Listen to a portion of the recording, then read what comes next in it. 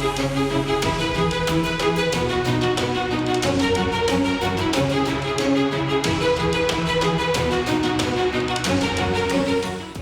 Seat दावेदार 6।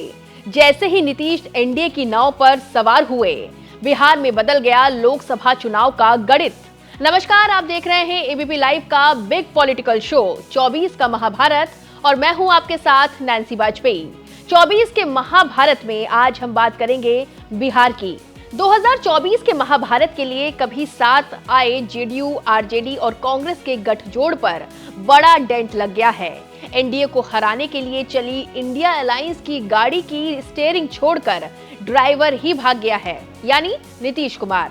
India alliance का वो ड्राइवर जिसने सबको इकट्ठा किया, एक साथ मिलकर बिगुल फूका, दिल्ली की सत्ता से एनडीए को हटाना है, लेकिन राजनीति जो न करवाए।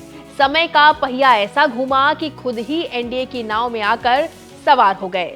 एनडीए में नीतीश कुमार की वापसी के बाद एक बार फिर से जेडीयू और बीजेपी मिलकर बिहार में पुराना वाला इतिहास दोहराने की कवायद में लगे हैं। लेकिन बड़ा सवाल ये है कि नीतीश कुमार की एनडीए में वापसी से न सिर्फ सत्ता की तस्वीर बदल गई है, बल्कि गठबंधन का गणित और वोटों का समीकरण भी बदल गया है। यानी कि बिहार की 40 लोकसभा सीटों का गणित बदल गया है। आखिर हम ऐसा कह क्यों रहे हैं, उसके पीछे की वजह भी बताते हैं। दरअसल नीतीश की घर वापसी से कहीं न कहीं सीट शेयरिंग के मोर्चे पर एनडीए की टेंशन या कहे चुनौती बढ़ जाएगी। अगर हम पिछले 2 लोकसभा चुनाव की बात करें तो साल 2014 के लोकसभा चुनाव में उपेंद्र कुशवाहा एनडीए के साथ थे, लेकिन 2019 का चुनाव उन्होंने महागठबंधन के साथ मिलकर लड़ा। जबकि इसके उलट 2014 के लोकसभा चुनाव में नीतीश कुमार एनडीए का हिस्सा नहीं थे, लेकिन 2019 का लोकसभा चुनाव उन्होंने एनडीए के साथ मिलकर लड़ा। लेकिन इस बार जब ये सभी दल साथ हैं तो सीट शेयरिंग कैसे होगा, क्या फॉर्मूला होगा? ये बंटवारा एनडीए के लिए चुनौतीपूर्ण हो सकता है। नीतीश के एनडीए में आने से पहले तक ये कहा जा रहा था कि सीट शेयरिंग 2014 के फॉर्मूले पर ही हो सकती है।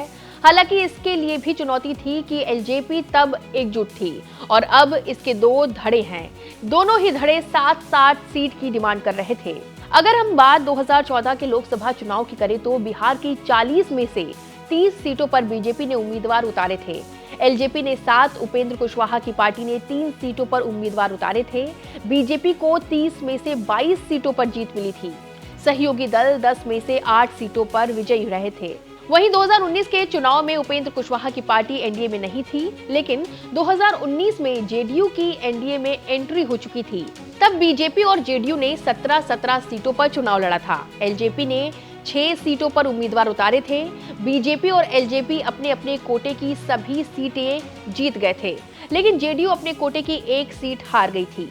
अब बात 24 के महाभारत की करते हैं, यानी 2024 के लोकसभा चुनाव की, क्योंकि इस बार बिहार की 40 लोकसभा सीटों के लिए एनडीए में 6 दावेदार हैं। बीजेपी और जेडीयू जो 2 बड़ी पार्टियां हैं, एलजेपी के 2 धड़े हैं, मांझी और उपेंद्र कुशवाहा की पार्टी भी है। इन सभी 6 दलों को एडजस्ट कर पाना एनडीए के लिए आसान नहीं होगा। बिहार विधानसभा के ताजा नंबर गेम से मांझी की अहमियत भी बढ़ गई है और उनकी पार्टी भी कम से कम 2 सीटें चाहती है। उधर एलजेपी के दोनों धड़े 7-7 सीटों की मांग कर रहे हैं, तो वहीं उपेंद्र कुशवाहा भी 2014 की तर्ज पर 3 सीटों की दावेदारी कर रहे हैं। ऐसे में सीट शेयरिंग पर एनडीए में कैसे सहमति बनती है और कौन अपने हिस्से की सीटों को कुर्बान करेगा, क्योंकि ये तो सच है कि बिहार में खेला तो हुआ है, लेकिन ये खेला तेजस्वी यादव के साथ नहीं, बल्कि हम कहेंगे चिराग पासवान, उपेंद्र कुशवाहा और जीतन राम मांझी के साथ हुआ है। क्योंकि 24 के महाभारत से पहले ही नीतीश कुमार की पलटी ने सबसे ज्यादा अगर किसी के चेहरे का रंग उड़ाया है तो वो शायद यही 3 चेहरे हैं। अब देखना होगा कि एनडीए अपने सभी दलों को सीटों को लेकर कैसे संतुष्ट करती है। 24 के महाभारत में बस इतना ही। तमाम बड़े अपडेट्स आप देखते रहें एबीपी लाइव पर।